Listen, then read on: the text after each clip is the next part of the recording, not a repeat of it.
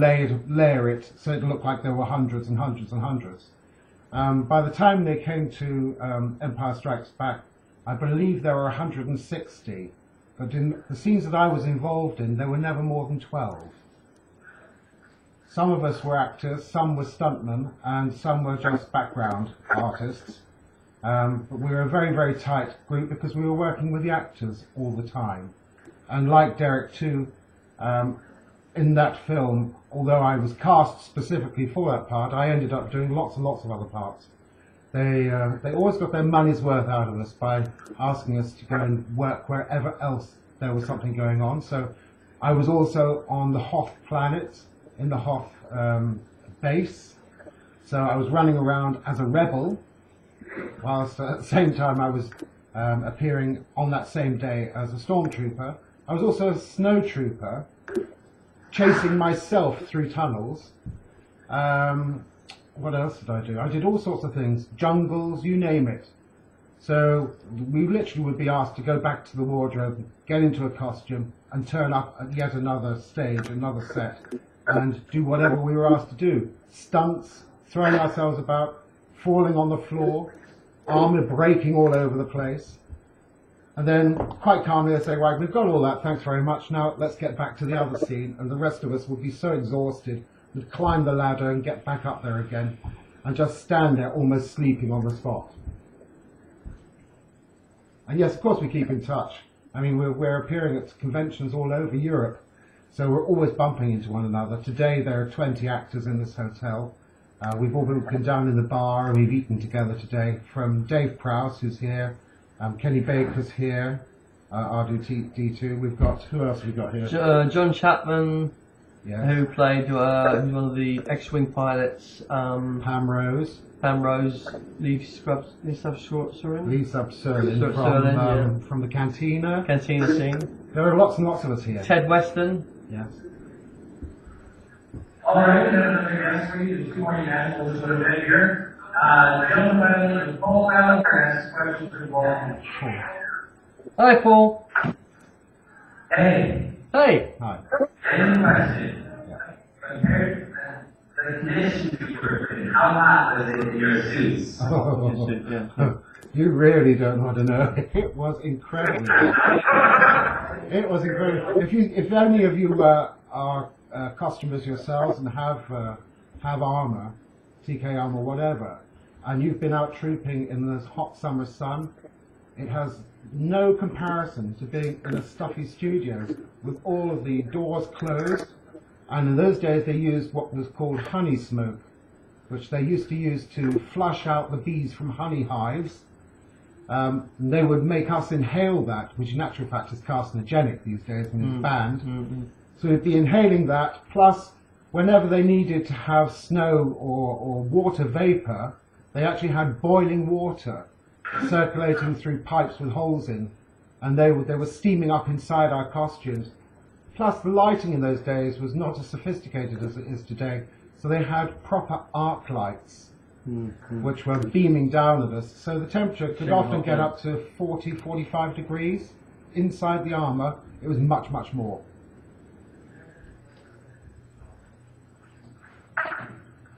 I'd like to say that as a Rebel Guard, the same costume I wore for both the Rebel Guard and the Medal Bearer, I think it was a British military costume I was wearing, because they sourced a lot of the costumes, apart from Luke Skywalker and Carrie Fisher's costume.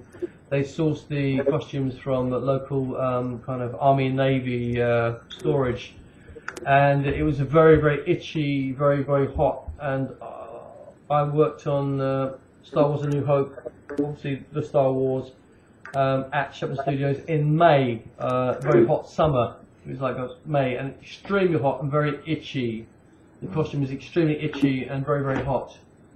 My Imperial uniform, which is the sort of sage green one that you see on stage, everybody wonders about that because it's such a difficult fabric to reproduce when you're trying to make a costume. And the source of it actually was from a factory in what in those days was East Germany, and it was the same factory that had made the fabric for Nazi officers' uniforms. and they were still producing it at the end of the 1970s. They have since gone out of business. I can't imagine why, but that's where the fabric came from. That's why it's so difficult to resource. Okay, one last question. Same question for the whole here. Sure. What was your favorite item that you had to sneak away from the set and get your hands on? Well, I didn't. The only thing that I managed to sneak away from the set, because we literally were issued things in the morning, we had to sign for them, and then we had to have them signed back in again at the end of every day. Our friend Mr. Lucas, Uncle George, was very, very particular about keeping everything well under wraps. Nothing must sneak out of the studio, including the script. Where I had scripted lines, I was given them to learn, and then they took the pages back off me, so I didn't even get to keep the script. But I did manage to keep one Polaroid, when Polaroids were brand new and had just come into use. And it was a picture of me being fitted in a uniform I didn't actually appear in. So that's a bit of a rarity. That's the only thing I managed to get out of the studio, I'm afraid. And I actually took Carrie Fisher home.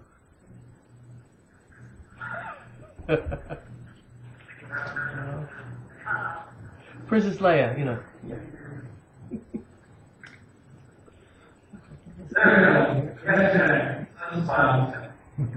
Just joking. So, Just kidding.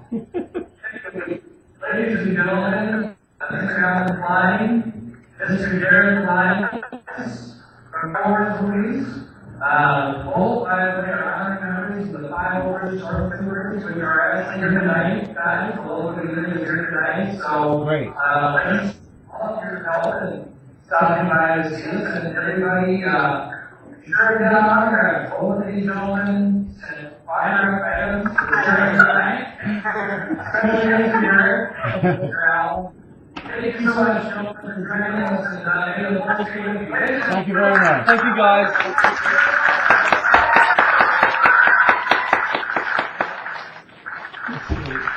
I'm only 4,000 miles away. Amazing. Thank you so much, guys. It's been very sweet, and thank you for inviting us, or inviting Alan and me. Thank you so much. Yeah, thank you. Bye-bye. Have a good evening. Take care, guys.